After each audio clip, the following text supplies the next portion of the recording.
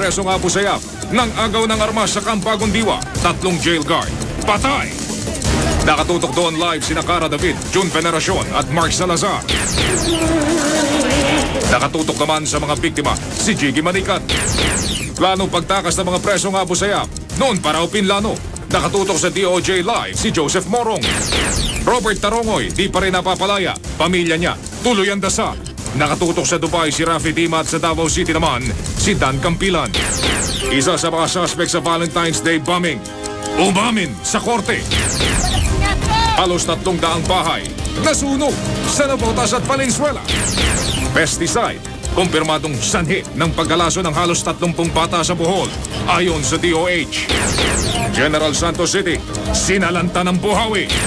Mga movie producer, sumugod kay MMDA Chairman Bayani Fernando. Metro Manila Film Fest, may anomalya?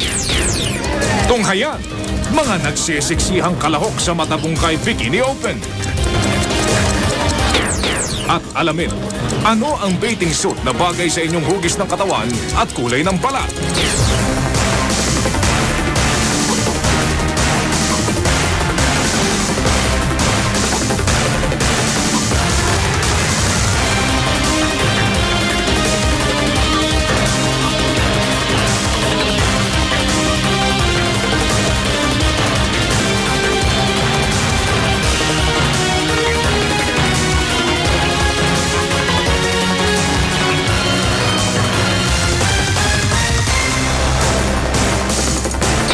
Mula sa GMA Network Center, narito ang walang kinikilingan, walang pinoprotektahan, Mel Tiangco.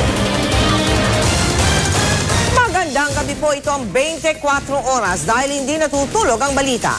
Patay ang 3 jail guard ng Camp Bagong Diwa sa Taguig matapos mang-agaw ng armas sa mga presong Abu Sayyaf. Sa pinakahuling ulat, pinagbigyan na ng mga otoridad ang ilang kahilingan ng mga bandido at hinihintay na lang ang kanilang tuluyang pagsuko. Nakatutok doon live sina Cara David, Jiggy Manikat at June Veneracion. Sa Department of Justice, si Joseph Morong. Sa Camp Crame, si Maki Pulido. At sa Taguig pa rin, si Mark Salazar. Balita tungkol kay Bobby Tarongoy, nasa Dubai, si Rafi Tima. Sa Davao City naman, si Dan Campilan. Si Mari Zumali, nasa Bohol, kaugnay ng food poisoning doon. Unahin natin si Cara David para sa pinakahuling ulat kaugnay sa gulo sa Camp Bagong Diwa. Cara, kamusta ka dyan?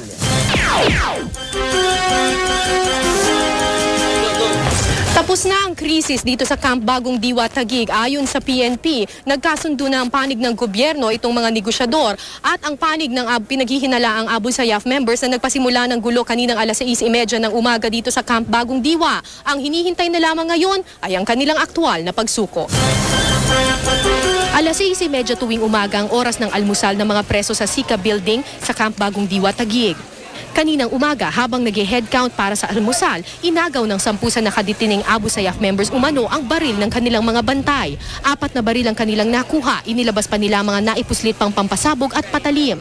Nang magkaputukan, 3 jail guard ang tinamaan, 2 agad na namatay at ang pangatlo isinugod sa Makati Medical Center pero dead on arrival. 2 rin ang namatay sa panig ng Abu Sayyaf. Ang grupo ay pinamumunuan ni Kair Abdul Gafar at Alhamser Limbong alias Kosovo. Parehong akusado sa pangingidnap ng mga bata at guro sa tumahubong basilan noong March 2000. I would like to emphasize na these are a group of terrorists and hardened criminals. The final option would be to assault that area if necessary, but we will give way for negotiation. Hawak ng mga suspect ang first at second floor ng gusali kung saan nakakulong ang 129 na pinaghihinala ang miyembro ng Abu Sayyaf Group. Agad na nag-deploy ng mga tangke at miyembro ng Special Action Forces ang PNP para mailabas ang mga naipit na jail guard. Pinaghandaan din ang posibleng pagsalakay sa gusali. Hindi nila itinuturing na hostage ang mga iba pang nakapiit sa first at second floor ng Sika Building. Paano yung mga miyembro rin daw ito ng Abu Sayyaf? Walang hostage. Dahil sa kasamaan din nila itong mga nandiyan sa loob. So, itong mga armadong inmates lang ang... Sir, may deadline ba? May deadline? Hinihintay natin na i-turn over lang yung baril na nasa kanila. Pero nang silipin namin ang gusali, may natanaw kaming mga nagwawagayway ng puting bandera. May mga placard pa sila na nagsasabing, hindi kami Abu Sayyaf, damay lang kami. Nang ikwento ko ito kay Senior Superintendent Batawil, inamin niyang hindi nga lahat ng naroon ay kasangkot sa pangyayari, kaya mag-iingat pa rin silang gumawa ng anumang hakbang. Hiningi ng mga suspect na makaharap ang aktor na si Robin Padilla, ngunit nasa Australia ito. Hiningi rin nilang makaharap si Congressman Mujib Hataman, party list representative ng Anak Mindanao. Ang kanilang demand, mabilis na paglilitis, seguridad para sa kanilang kaligtasan, pagrespeto sa kanilang karapatang pantao, pagtugon sa kanilang mga reklamo sa kulungan tulad ng mas mahabang visitation hours, at payagan silang ma-interview ng media pagkatapos ng kanilang pagsuko. Alas 10 ng umaga nagsimula ang negosasyon sa pamumuno ni BJMP Director Alit. Ayon kay PNP spokesman Leopoldo Patawil, pumayag na sila sa lahat ng kahilingan. Very positive yung yung outcome. Like for example, the effect of the surrender plan. They have acceded. In return, we will assure them that there will be no bodily harm. Mel, alas 2 ang ibinigay na deadline para sa mga umano'y miyembro ng Abu Sayyaf para sumuko. Pero lumipas na ang 4 na oras pero hindi pa rin sila lumalabas sa gate ng Camp Bagong Diwa. Sa ngayon ay hinihintay na lamang ang kanilang aktual na pagsuko. Nakaantabay ang media dito sa labas. Dahil nga pagkatapos nilang sumuko ay papayagan daw silang iharap sa media at para ma-interview dahil bahagi ito ng kanilang mga demands. Mel? Maraming salamat, Cara David. Nakatutok live mula sa Camp Bagong Diwa sa Taguig. Alamin naman natin ang seguridad sa Camp Bagong Diwa sa live report ni June Veneracion. June! Kami ng mga idineploy na pulis nagmistulang combat zone ang Camp Bagong Diwa dito sa Bikutan, Taguig. Nagkalat ang mga naka-full battle gear na pulis mula sa mga elite units ng SWAT at Special Action Force. Ipinadala rin ang mga Armored Personnel Carrier o APC. Pinalibutan ang compound ng Bureau of Jail Management and Penology kung saan nagtangkang tumakas ang ilang miyembro ng Abu Sayyaf at hinostage ang mga kapwa nila preso. Kailangan yan. Para kung kinakailangan ng final option, no, ay sasagawa natin yon. Dahil sa nangyari, mas lalo pang tumindi ang takot ng mga residente ng Bikutan. Dati na nilang pinapakiusap na alisin dito ang prison facility dahil sa pangambang manggulo o tumakas ang mga nakakulong na Abu Sayyaf. Mas lalong pangamba kami dito kapag ganyan lagi. Hindi kami makakatulog ng maayos gawa nung kung sumiklab ngayong gera dyan, paano naman kami mga sibilyan, mga inosente. Wag na ilagay dito sa Taguig, sa ibang lugar naman, di ba? Sabi nila ngayon, mukhang nagkatotoo na nga ang kanilang pinangangambahan. Samantala, Mel, pasado alas 6 ng gabi nang simulang i-pull out ang ilang miyembro ng Special Action Force dito nga sa harapan ng compound ng Bagong Diwa. Kabilang sana sila sa atake sa pinagtataguan ng mga hostage na Abu Sayyaf. Kung hindi raw nagkaroon ng linaw ang negosasyon, malamang naging madugo umano ang operasyon para tapusin na ang hostage crisis na ito. Mel? Maraming salamat, June Veneracion. Nakatutok live mula sa Taguig. Hindi ito ang unang pagkakataon kung saan tila naisahan ng mga bilanggo ang mga otoridad sa Sika Compound. Ano nga ba ang nangyari kanina? Nakatutok si Cesar Apolinario. Hindi nakala ng mga taga-Camp Bagong Diwa na gulo ang sasalubong sa kanila kaninang umaga. Naganap ito sa Special Intensive Care Area o SICA Building. Bilangguan sa loob mismo ng kampo. Doon nakakulong ang mga presong Abu Sayyaf sa first and second floor. Bandang alas 6:30 kaninang umaga magsasagawa raw sana ng head count ang tauhan ng BJMP sa mga Abu Sayyaf. Pagbukas niya ng second perimeter fence, bigla umanong lumusob ang grupo nila Alamser Limbong alias Kosovo at Kair Abdul Jafar. Sinaksak ang BJMP personnel, inagawan ng armas at saka binaril. Sunod nilang binaril ang 2 pang tauhan ng kulungan na nakapose sa first perimeter fence. Nakatakas ang 2 ASG sa first perimeter fence. Doon nakipagbarilan sila sa tauhan ng BJMP na nasa labas ng Sika Building. Patay ang 2 Abu Sayyaf. Sa building na yan, naganap ang insidente ng pang-aago ng baril at ang sinasabing hostage taking. Hanggang sa mga oras na ito, 8 oras na ang nakalipas, hindi pa rin natatapos ang tinatawag na hostage drama. Supposed to be mayroong rules of engagement na dapat sundan dito. So, susunod na lang yan, yung pag-imbestiga kung paano naagawan ng baril itong mga taga-BJMP. Dati nang nagkaroon ng gulo sa Sika Building, noon ngang October 16, 2002, binisita ko ang kulungan. 4 na araw matapos tumakas ang dalawang pinag-iinalaang miyembro ng Abu Sayyaf. Nalusutan nila ang nooy mahigpit na seguridad sa pagsusuot lamang ng damit na pambabaeng Muslim. Mula noon, mas pinaigting ang seguridad sa loob ng Sika. Bawal na ang mga nakatalukbong. Naglagay na rin ng bakod na naghihiwalay sa mga bantay at mga inmate. Pero noong January 28, 2004, muntik na naman silang maisahan. Sinira ng mga hinihinalang drug lords sa sina Chan Shin Lo, David Ong at Chin Jan Sing ang bakod ng Sika compound. Nakuna ng kalibre 45 na baril. Itinago raw niya ito sa Sika compound mula pa noong 2000. Nagpadagdag uli ng bakod sa loob ng Sika, tinaasan ng barbed wire at nagdagdag ng bantay. Pero dahil sa gulong nangyari kanina, tila marami pang dapat repasuhin ng mga otoridad sa sistema ng seguridad. Ako si Cesar Apolinario, nakatutok 24 oras. Isa sa 3 jail guard na napatay ng mga Abu Sayyaf sa Camp Bagong Diwa, rerelyebo pa lang sana sa kanyang kasama. Nakatutok si Jiggy Manicad live mula sa Taguig. Jiggy! Mel, sa tindi nga ng tama sa dalawa sa jail guard na galing Camp Bagong Diwa, hindi na sila idinating ng buhay dito sa ospital lamang na katapat ng Camp Bagong Diwa. Sa ospital na ito sa Taguig, dinala ang dalawa sa mga jail guard na napatay. Isa rito si Senior Jail Officer Rogelio de la Cruz na siya mismong nagawa ng baril. Dumating ang kanyang mga kaanak. Yan o sir, sinabi na niya. Sabi ni sir,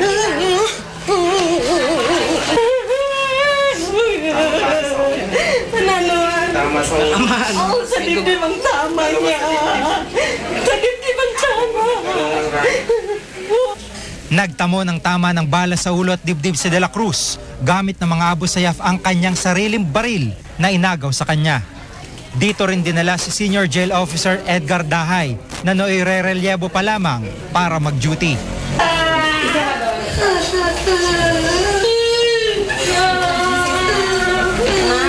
Bawal, hindi na maganda yan yung iniiyakan.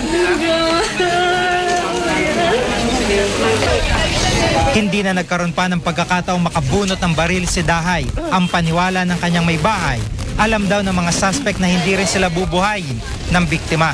Kasi bawat may gulo dyan, siyang malapit yan eh. Pag kung pwede mapakiusapan, hindi makarating sa patayan, pinakausapan na yan dahil nakapa na yan yung kapa niya yung Abu Sayyaf dyan eh. Kaso lang kanina siguro apiki na sila, apiki na yung mga Abu Sayyaf. Siyempre, inuna na sa ulo siya eh, tinira. Minalas man sina De La Cruz at Dahay, nakaligtas naman si Jail Officer Cherokee Bilibli. Tinamaan siya ng bala sa kanang braso. Sa kabila ng pagkakasurpresa sa kanya ng mga bandido, swerte raw at di siya napuruhan. Ang nakapwesto na ako, nakipagbanatan na ako, sumabay sila 3 sila. Tapos sabay lang ako ng putukan doon. Tapos nung alam na nila yatang mabawalan sila ng bala, bumak out na sila papunta sa loob. Bukas nga po ay nakatakdang dumating mula sa Masbate ang may bahay ni De La Cruz at kanina nga po ay nilipat na sa punerarya ang 2 biktima para masimulan ang otopsiya. Mel? Maraming salamat, Jiggy Manicad, nakatutok live mula sa Taguig. Makailang beses nang may tumakas na preso sa mga bilangguan, pati nga kulungan sa Camp Crame, nalusutan. May opisyal na nga bang naparusahan dahil dyan? Nakatutok si Maki Pulido. May 29, 1995, pumuga sa intelligence group compound sa Camp Crame ang leader ng Abu Sayyaf na si Gaddafi Janjalani.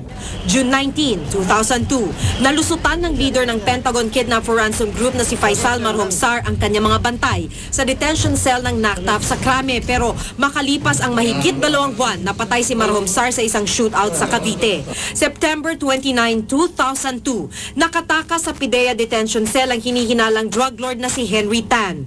July 14, 2003, ang teroristang Indonesian na si Fatur Rohman Algozi naman ang nakatakas kasama ang 2 Abu Sayyaf na sina Abdul Mukim Ong Edris at Omar Opik Lasal. Si Algozi na isang explosive expert ay umaming sangkot siya sa 2000 Rizal Day bombings. Inamin din niyang miyembro siya ng Jemaah Islamiyah. Pero isang linggo bago ang pagbisita ni US President George W. Bush sa Pilipinas, noong October 18, 2003, napatay si Algozi sa Pigkawayan, North Cotabato. Dahil sa pagpuga ni Algozi, 20 opisyal at tauhan ng PNP Intelligence ang sinibak sa pwesto. October 7, 2003, tinangka namang tumakas ng hinihinalang Abu Sayyaf na si Buyungan Bongkak. 3 pulis ang napatay ni Bongkak gamit ang M16 rifle na naagaw niya mula sa kanyang bantay. Napatay rin naman ng mga pulis si Bongkak. Patuloy pa rin ang investigasyon sa mga pulis at opisyal na sinasabing dawit sa mga pagtakas. Ako si Maki Pulido, nakatutok 24 oras. Isang lokal na opisyal sa Davao City ang inaresto ng militar dahil sa umano'y kaugnayan niya sa Abu Sayyaf. Batay sa intelligence report ng AFP, si Masil Ahalul umano ang nagbibigay ng pondo sa mga bandido. Idinadawit din ng suspect sa ilang kasong kriminal sa Zamboanga. Pero agad namang ipinagtanggol ni Davao City Mayor Rodrigo Duterte si Ahalul. Si Ahalul ang Deputy Mayor for Tausug Tribe. Relihiyoso raw ito at mapagkakatiwalaan. Susunod, planong pagtakas sa mga presong Abu Sayyaf, matagal na raw alam ng DOJ. At mga sexing babae at lalaki, nagpatalbugan sa pagrampa sa Bikini Open. Tutok na dito sa 24 oras.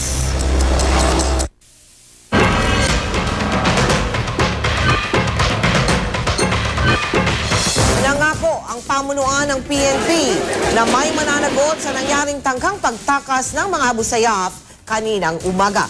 Nakatutok si Mark Salazar live mula sa Camp Bagong Diwa sa Taguig. Mark! Mel, tiyak daw na may mananagot sa kapabayaan na nangyari dito sa Camp Bagong Diwa kanina. Ayon yan kay NCRPO Chief Avelino Razon. Ang dapat na lamang daw sagutin ng investigasyon ay kung sino-sino at gaano kabigat ang kanilang pananagutan. Ilang bagay ang dapat mabigyang linaw ayon kay Razon. Nakapagtataka raw kung bakit may hawak na baril ang mga gwardya na isa umunong paglabag sa standard operating procedure sa pagbabantay at pag-headcount sa mga high-risk prisoner. Aalamin din kung matagal na bang bantay ang mga gwardya na naagawan ng baril ng Abu Sayyaf. Baka kasi naging maluwag ang BJMP kung totoo raw ang balitang malayang nakakagamit ng telepono ang mga preso, dahilan para makapagplano ng husto ang mga Abu Sayyaf ng isang jailbreak. Supposed to be, wala nga pong dalang baril. Yun nga po ang isang tinitingnan natin kung bakit nagkaroon ng baril doon sa pagpunta doon sa security. Aalamin din kung inaksyonan ng tama ang sinasabi ng DOJ na warning na naibigay nila. Ayon kasi sa DOJ, may 2 hanggang 3 linggo na ang nakalilipas. Ipinagbigay alam nila sa PNP ang naitip sa kanilang planong pagtakas ng Abu Sayyaf. I don't have personal knowledge on that. Maaring positibo at kung sino man ang nag-handle ng information na ito ay titingnan natin. Ang DILG mismo ang mamumuno sa investigasyon. Hindi pa malinaw sa ngayon kung ano ang malalaki at maliliit na detalye at kung paano nakubkob ng Abu Sayyaf ang kulungan. Kanina po ay nakakuha ng exclusive video ang GMA News at sa video po ay pinakikita na sa isang corner sa loob ng compound ay nakapost na po yung mga profile, ang mga itsura po ng mga Abu Sayyaf na involved sa pang-aagaw armas at ito nga planong jailbreak dito sa Camp Bagong Diwa. At sa corner na yan po ay nakapost para makita ng mga opisyal, ma-familiarize sila ang kanilang mga sarili dyan sa mga Abu Sayyaf na kanilang kinakausap ngayon for negotiation. Sa loob po ng compound na ito, nandito yung mga negosyador kasama yung mga opisyal ng DILG at ng PNP na nakikipag-usap po sa Abu Sayyaf na patuloy na nagmamatigas. At hanggang nga ho sa mga oras na ito ay malinaw na wala pang katiyakan yung negotiation at hindi natin sigurado pero marahil ay may hawak pang mga armas sa mga ito, otherwise hindi naman makikipag-negotiate na sa kanila ang mga opisyal. At kanina nga ay dapat nakatakda ng magbigay ng press conference ang mga opisyal dito kasama yung mga Abu Sayyaf at ito nga ay yung napagkayarian sa 5 demands ng Abu Sayyaf na makaharap nila yung media, pero hanggang sa mga oras na ito ay wala pa rin at nabibinbin pa rin yung plano na yan ng PNP at lalo raw nagpapatuloy lamang ang kanilang negosasyon. Mel? Maraming salamat sa iyo, Mark Salazar, live mula sa Camp Bagong Diwa sa Taguig. Noong isang buwan pa raw binalaan ng Department of Justice ang mga otoridad tungkol sa planong pagtakas sa mga Abu Sayyaf sa Bikutan. Nakatutok si Joseph Morong live mula sa Maynila. Joseph! Yes, well, matagal na plano nitong sina Abu Kosovo at Abdul Khair Mukhtar na tumakas sa bikutan. Ito ang impormasyon ng Department of Justice na siya namang kinumpirma ng isa mismong Abu Sayyaf member na si Boy Negro. Pebrero pa raw ngayong taon, tinimbrahan na ang DOJ ng mga impormante nila na nagpaplano ng tumakas ang mga Abu Sayyaf. May mga cellphone na raw ang dalawang umano'y leader ng Abu Sayyaf at nakikipag-usap na sa mga katropang Abu Sayyaf sa labas. Nagpapakuha pa nga raw si Abu Kosovo ng 8 safe houses. Hindi naman masabi ng DOJ kung sino ang kinausap noon ni na Kosovo. There are phones inside the jail facilities and it's being used to communicate, arrange plans, coordinate with their other comrades who are still at large. Inalerto daw ng DOJ ang PNP at BGMP ukol dito. Hindi lang alam ng DOJ kung may ginawang aksyon ng mga otoridad. Ayon kay PNP spokesperson Senior Superintendent Leopoldo Batawil, aalamin nila kung sino ang nakatanggap ng impormasyon mula sa DOJ. Isasama nila ang bagay nito sa isasagawang investigasyon. Mismong Abu Sayyaf member na si Gapal Bana alias Boy Negro ang nagkumpirma ng balak na pagtakas ng kanyang mga kasamahan.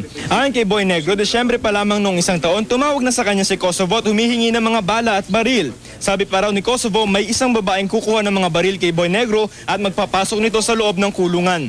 Pero hindi na nakita ni Boy Negro ang babae dahil nahuli na siya kaugnay ng Valentine's Day bombing. Nakakausap po siya. Sa telepono. Sa cellphone. Nasa loob na siya noon, ha? Nasa loob na po siya. So matagal na plan talaga. December pa lang o maybe November? December pa po. Aminado ang DOJ, delikado sina Kosovo at Mukhtar. Si Kosovo ang itinuturing na hitman ng Abu Sayyaf. Naharap siya sa iba't ibang kaso ng kidnapping. Si Mukhtar naman ay miyembro ng Mishwara, grupo ng mga religious leader ng Abu Sayyaf. Kasama si Mukhtar na akusado sa pagkidnap sa tumahubong Basila noong March 2000. These are not ordinary pickpocketers or ordinary kidnappers. They are motivated by a higher cause which they believe in. They're armed and they're dangerous. Nalayo dito sa DOJ kung mapapatunayan na sina Mukhtar at si Kosovo ang namuno sa pagtangkang pagtakas sa bikutan, isasampahan nila ito ng karagdagang kaso ng pagpatay. Mel? Maraming salamat, Joseph Morong, nakatutok live mula sa Maynila. Para po sa update sa nangyayari sa Camp Bagong Diwa, kapiling ho natin ngayon si PNP spokesman Leopoldo Batawil. Magandang gabi po sa inyo, Superintendent Batawil. Mel, magandang gabi sa iyo, sa ating mga viewers, magandang gabi po. Opo, sir, update nyo nga ho kami. Kamusta na dyan ang sitwasyon? Well, yes, kanina ay nagpresenta ng mga request itong mga ASG inmates at inassure naman sila ng ating mga local officials dito. Sa katunayan ay yung mga demands nila na no bodily harm at saka yung rights respected, pati na rin yung lawyer nila na paratingin dito. At sa ngayon ay madaling pagbigyan naman yung mga nire-request nila na ganon, pero kani-kanina ay nag-request nila silang magdasal muna. So pinagbigyan din po yon, kaya sa ngayon ay ongoing pa naman yung usapan, Mel. Ano po sa mga demands nila ang medyo pinag-iisipan ng mabuti ng mga otoridad, Superintendent? Ang demand natin, ang yung pag-surrender nila nung 3 baril na kanilang nasamsam sa BJMP ang ating hinihintay. So yun ang pinag-uusapan nilang magkakasama. So pagka nai-turn in nila yung mga baril na yon, ay isasagawa na yung surrender plan.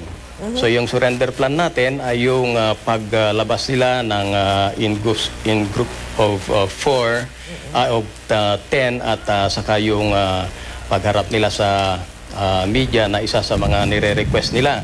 So we believe na it's just a matter of time. Pero hindi po ba meron silang mga hinihiling na 5 demands? Yun na po yun, yung no bodily harm, speedy trial, yung rights to be respected, human rights, saka yung mga grievances to be heard, at saka yung pa-interview. So okay lang ito from your end? We don't see any problem. In fact, ang tugon naman natin dito, ilabas na yung mga baril at makapag-start na tayo ng accounting at nakahanda naman tayong sagawa nung yung systematic accounting sa kanila at saka yung clearing ng detention area. So sir, hindi niyo po alam kung ilang armas ang dala-dala nila? Wala kayong idea? Tatlo yung firearms na naagaw Naagaw doon sa mga guards? BGMP. Opo.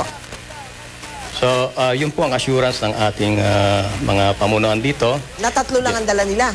Tatlo ang dala nila, pero we are not discounting possibility na maaaring mayroon pa. Ang assurance ng PNP ay hindi natin po iiwanan itong mga kapatid natin sa BJMP na nalagay dito sa ganitong sitwasyon. Kasamahan natin sila sa departamento. So, we will help them until this is resolved. Sir, meron bang deadline? Wala namang sinet na deadline.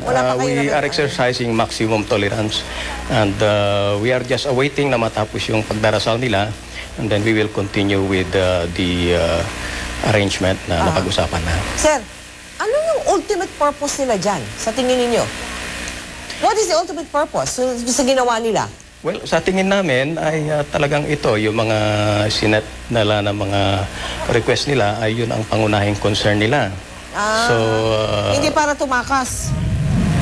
Whatever intention nila afterwards ay hindi pa natin masyadong ma-ascertain. But we will conduct an investigation and also we will include that. Ilan ho yung mga kasama nila dyan sa, ano ba yan, second and third floor yata? Ilan ho ang bilanggo na nandoon? Mga mahigit na 400 yung mga bilanggo dyan sa building na yan. Pero yung sa Abu Sayyaf, 129 ang bilang nila. At yan yung tinatawag na Special Intensive Care Area. High profile detainees ang inilagay dyan tulad ng mga kidnap for ransom detainees. Ito nga palang mga detainees na ito, ito yung mga involved sa kidnap for ransom dyan sa Basilan. Yung dalawang nakilala na tumatayong leaders nila, ito yung mga involved sa kidnap for ransom ng mga teachers at saka ng mga maliliit na bata. So ito ang ating pinofocus ng talk with their spokesman para at least makumbin sila na i-resolve na to the earliest possible time. Opo, sir, pasensya na kayo sa kaisipan kong hamak. Ano po? Pero kasi, dyan sa sitwasyon na naikwento niyo sa amin, may mga 400 kaninyo doon, ano ha?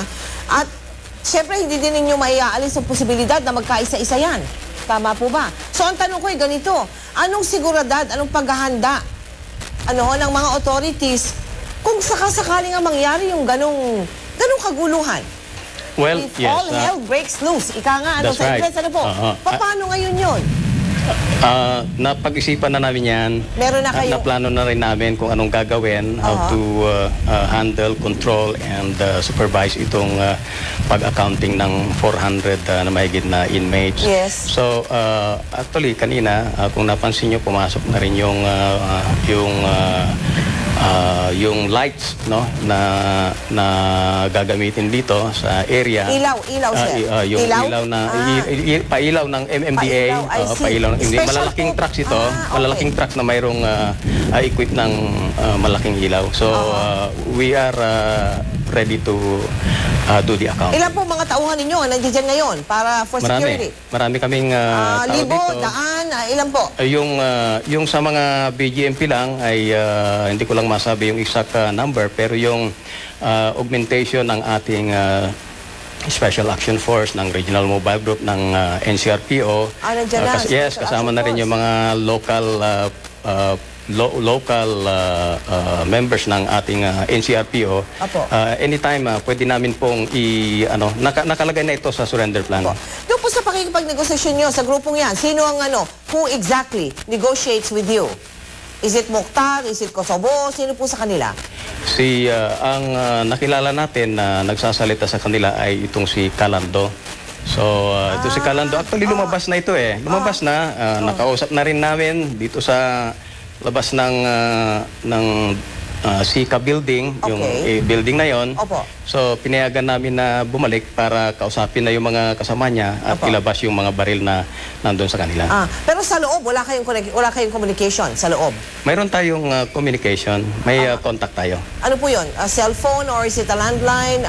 Mayroong naka-establish yung dating communication line na ginagamit ng BGMP pagka sila ay kakandak ng head count. Mayroon naman silang communication doon sa loob. Opo, sino-sino sa kanila ang nakikipag-communicate sa inyo? Aside from that one that you mentioned earlier. Well, si Calando pa lang ang ating na-identify dito. Yes. Pero nakikipag-usap po ba sa inyo iba? Wala akong alam na ibang nakikipag-usap. Ay, sir. Pero ito si Calando. Opo, sir, alas 7 na. Pakakainin niyo ba yung mga nando doon? Well, nakahanda naman yung mga pagkain dito. Anytime, pwede nating ipasok. At pati tayo ay nagsasakripisyo din, Mel. Kasama rin itong mga kaibigan natin sa media. Correct. So, ibig sabihin, naka-hold muna yung kanilang hapunan. Ngayong gabi, wala mo ng hapunan. Kasama yan sa surrender plan, Mel. Ay, kasama ba? O, sige po. Maraming salamat po sa inyo sa Superintendent Leopoldo Batawil, ang spokesman ng Philippine National Police. Magandang gabi po sa inyo. May salamat po. Magandang gabi po. Dahil sa krisis sa Camp Bagong Diwa kanina, naunsyami ang dapat sana'y turnover ceremonies para sa bagong hepe ng PNP na si Deputy Director General Arturo Lumibao. Nakatutok si Cheryl Yao. Nakaantabay na ang banda. Naroon na rin ang mga bisita. Handa na ang lahat para sa panunumpa ni Deputy Director General Arturo Lumibao bilang bagong hepe ng PNP. Kapalit ni Director General Edgar Aglipay na nagretiro kahapon. Mahigit isang linggong pinaghandaan ang turnover ceremony na gaganapin sana dito sa grandstand sa Camp Crame. Pero ilang minuto bago magsimula kanina, bigla itong kinansela. Hindi na nga nakausap ng media sa Crame si Lumibao dahil nagmamadali siyang pumunta sa Taguig, kaugnay ng gulo sa Camp Bagong Diwa Detention Center. Naghihinayang kami dahil sa yun ang first tour of duty niya yung assumption to office pagkatapos nagkaganito ang situation na ito. We feel sad, but then what happened in Taguig or in Bicutan is nobody can foresee. Naniniwala naman ng mga naging katunggali ni Lumibao sa pagka-PNP chief na kaya nitong malampasan ang pagsubok na ito sa kanyang unang araw sa pwesto. This is primarily a jail problem. Since it's escalating to something that probably it would need the police assistance, that's why we are there now. As the new chief PNP, he has to put his son on the problem. We're just saddened by the incident, but that could be managed. Knowing him and his sterling leadership, he can handle the situation well.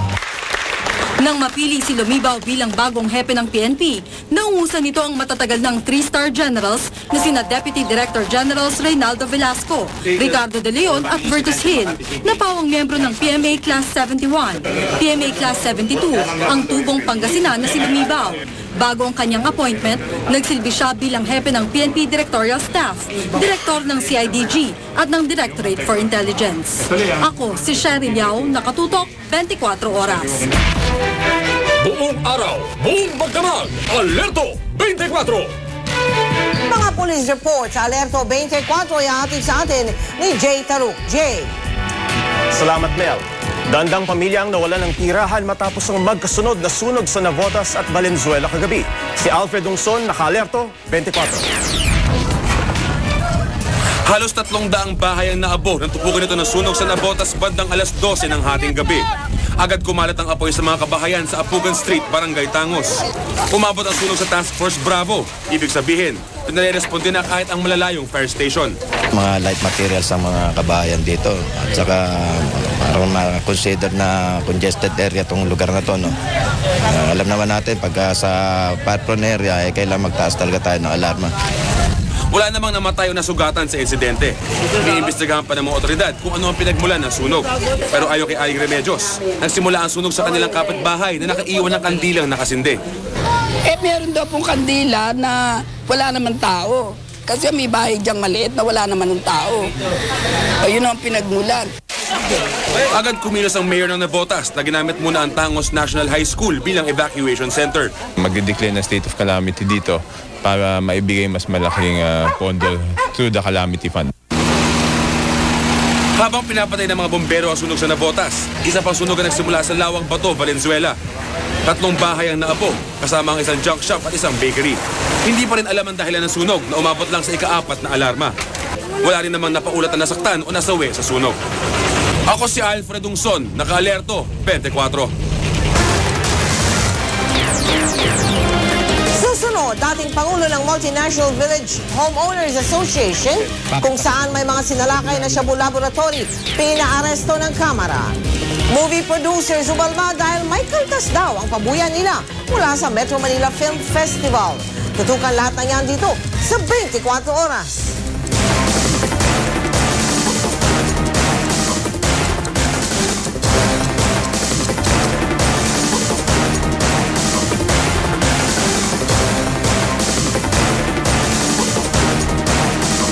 Kaugnay pa rin ang pangaagaw ng armas ng ilang preso sa Camp Bagong Diwa sa Taguig.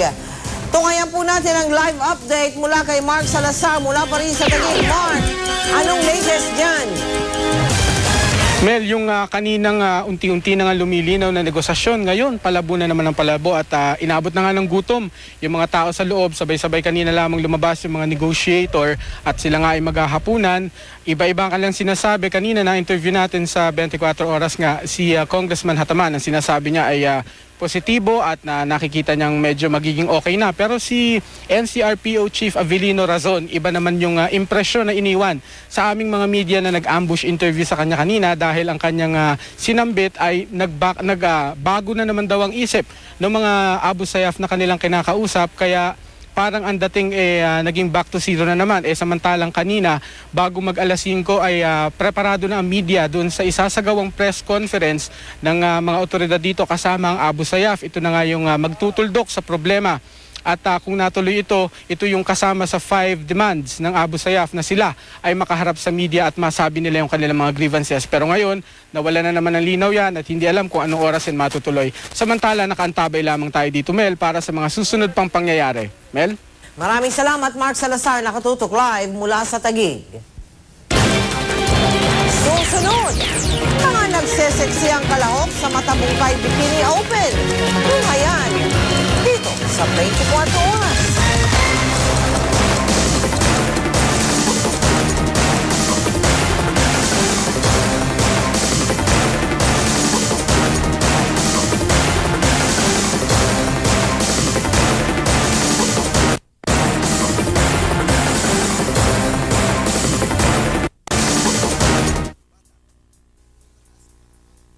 Chika Minute! Girls, problemado ba kayo kung anong swimwear ang gagamitin nyo ngayong summer? Pwes, wag na kayong mag-worry dahil eto ang ilang tips kung anong klase ng bathing suit ang bagay sa inyong body type at skin color.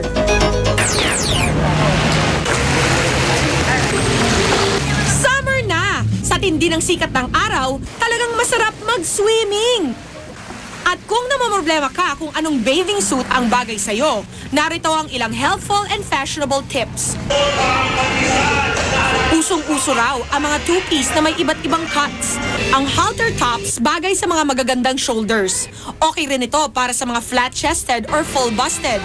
For big-busted women, they need support. Diba? More support sa upper body. So, mas maganda yung halter tops compared to bandos. Tapos they should also consider underwires and then yung stretch fabrics. Yan. For small-busted girls, they can wear anything they want.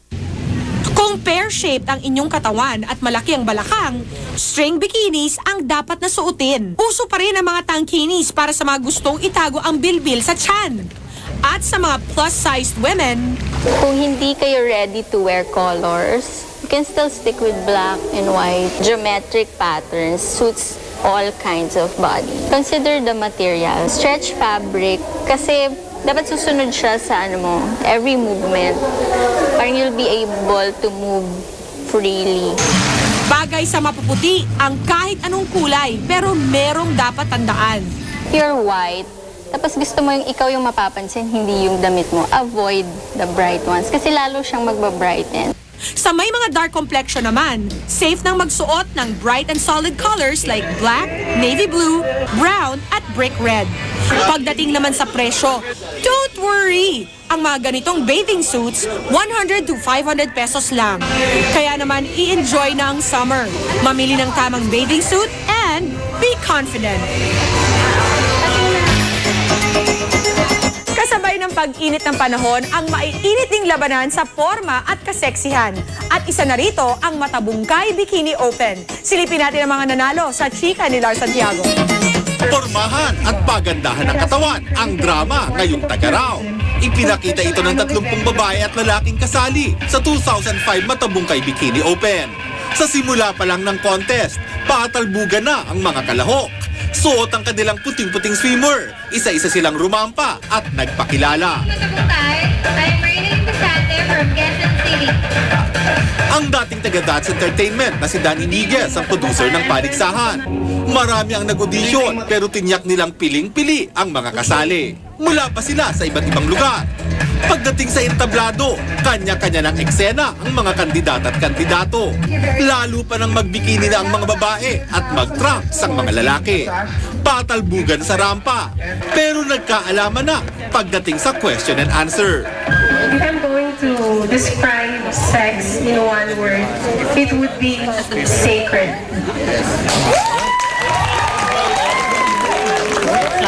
Wanting to defend this is because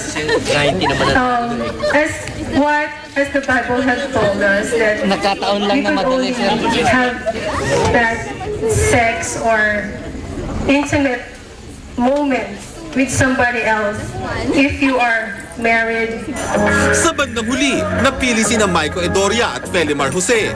Tumanggap sila ng tig 20,000 pesos, trophy at iba pang regalo. Actually, hindi ko po in-expect to, pero I think this is a gift from God. This is the most unforgettable experience that I had in my entire life na to join Matabungkay Bikini Open 2005. Ang Matabungkay Bikini Open ay simula pa lamang ng mga ganitong patimpalak ngayong Tagaraw. Taon-taon ay ginagawa pero hindi pinagsasawaan. Mula sa Batangas, Lars Santiago, updated sa Showbiz Happening. That's it for today. I'll see you all tomorrow para sa panibago na namang araw ng chikahan. Back to you, Mel.